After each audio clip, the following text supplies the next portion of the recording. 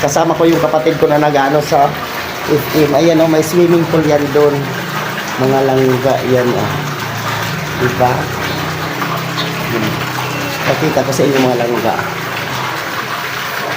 Barangay ano to, Masili, Calamba. Yan o.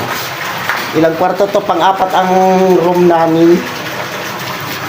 Dito ang panlima. Yan. Maganda mga kwarto dito, mga ano, mga langga. Yan o. May swimming pool din, may swimming pool din doon. So, inaayos nila mga langga ang ano, swimming pool nila. Okay dito. Magandang view. Tapos, ang ano nila dito, may mga misa-misa sila yan o.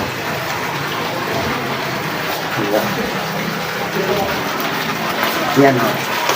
Talagang nakaano yan, tiles o. Yan o.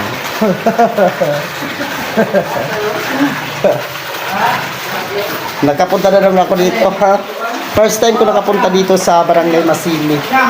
Kaya mag-enjoy muna tayo saglit mga langga. Ito ang ano nila mga langga, room. Diba room nila oh. Malawak din siya mga langga. Diba? May aircon. Perfect naman siya. May ilaw sa taas oh. Diba? Tapos yan, may CR yan. Tapos ito ang ano nila, kama pang one family, no? Tapos dito ang labas nila. Yan. Oh. Dito ang labas. Yan mga langga. Tapos yan oh. May aircon. Oh. Likod to, itong harap ng ano ng Masili na ano, hotel. Hotel na with may swimming pool, ayan o. Oh. Yan ang mga katapat niya. Tapos may bundok yan dun. Ganda no.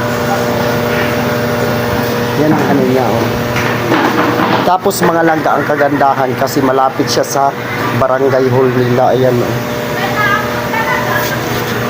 Yung kulay asul, barangay hall nila yan. Yan. May mga by kwarto yan siya. Maganda din ang style dito mga langga. Yan ang bundok dyan. Dyan matatagpuan yung ano, yung swimming or yung pools yata na may ano pools talaga dyan na ano sa lugar na yan.